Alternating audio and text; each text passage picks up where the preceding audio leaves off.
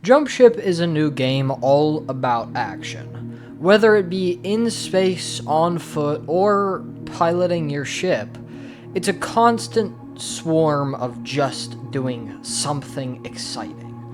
And that's what really makes it hold the title of my current favorite game.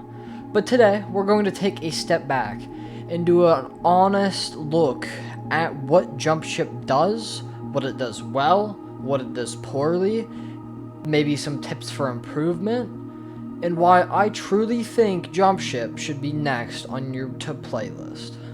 So first off, let's talk about Jump Ship just as a game in general. If you didn't already know, Jump Ship is a new game, and as of right now, it's currently in a beta test, and it is completely free on Steam as of right now as a demo version, but that's only true up until June the 16th, so only in 5 days from when I hope to have this published. So, of course, you don't have very much time to actually jump in and try this game out while it's still in its beta phases. But, of course, if you do really want to jump into it, let's take a look at just what it does in general. Now, when you first boot up the game, it's going to be very, very overwhelming. The whole place looks very complicated, and I'm not gonna lie to you, it to some degree kind of is. But I think the game does a really good job at not only explaining these things, but it also does a really good job about scaling it to who you have in your team. Now, what I mean by that is, I played this game solo a decent bit. I also played this game with friends a decent bit, and I can tell that there was great effort put into scaling it for multiple players, or for just one person. There are things that you will only ever see if there's 2 or more people on your ship. There are certain handicaps you get if you are alone, and those are all amazing features that really make the gameplay feel achievable not only as a solo, but also in a group, and it kind of scales really, really well. There's also a decent amount to discover and explore in the game, even in its current standpoint. There are already secrets, there are already upgrades, there's already a whole lot of content for you to play through, especially for a demo version. And it's just honestly one of the best game demos I've ever played.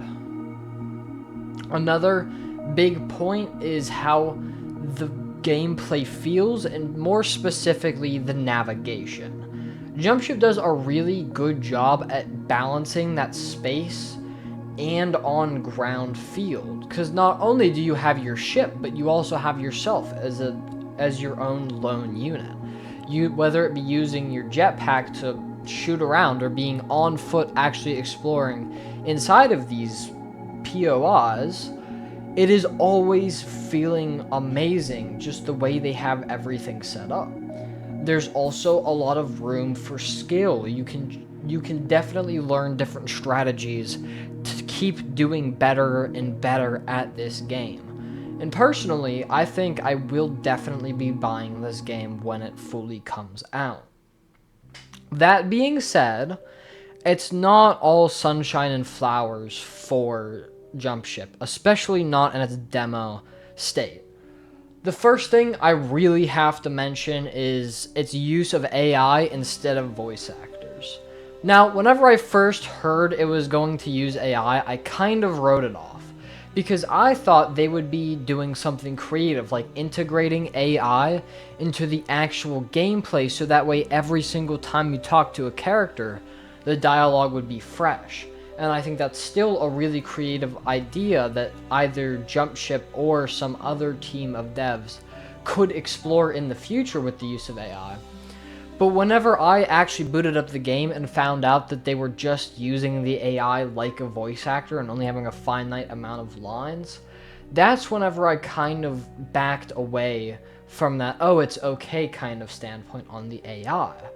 There are plenty of voice actors that would be more than happy to not just do the voice lines for the game, but also do it for free. And if anybody from the Jump Ship team is watching this, I would be more than happy to be one of those voice actors if you would ever want that kind of thing in your game. I just think that maybe having AI is kind of a needless evil in this case, because they're using it almost just like an actual voice actor's job. So of course, I don't know how it works behind the code, but as far as I'm aware, it's the same exact implementation as just having an actual voice actor go in and record lines. And again, there's plenty of people who would be more than willing to do it for free, do it very high quality. And I just wish they would have maybe thought about that a little more before putting the AI into their game. That being said, that isn't the only negative, and I kind of hesitate to give it too much criticism, especially as it's still in the early stages of our own play experience, and there are constantly updates even in the demo state, which have really improved the gameplay a considerable amount. Just since I've started playing the demo a handful of days ago, there have been 2 patches that have greatly improved things that I was seeing problems with. Now, another point, the movement, while it's amazing in most cases, is a little janky in others.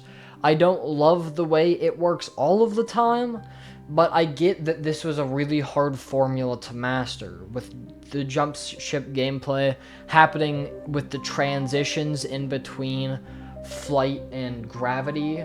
That's a big issue. The way the grappling hook works, it feels a little overpowered, yet a little underpowered at the same time.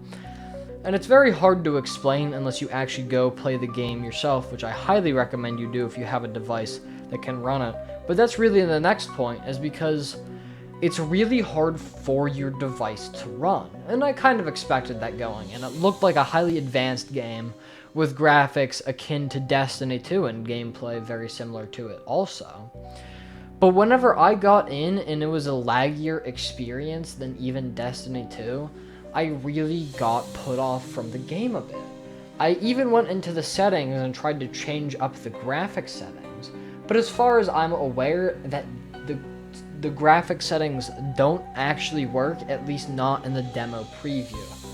And another point I want to add is there aren't enough graphic settings. When you go into most, not just AAA games, but just well-polished games in general, there will be an absolute ton of options to change your graphics and to have a higher quality experience for people on lower end devices. And while Jump Ship does have the basic texture resolution settings, I really don't see the same variety that I see in games like Destiny 2 or larger games. So that is something for the team to hopefully iron out before its full release. But that being said, this demo does only last until June 16th, so I won't waste any more of your time. I would highly suggest jumping in, pun intended, and trying it out yourself. And of course, after June 16th, it will unfortunately go down for a short period of time before coming back up later in the summer when they release it for early access.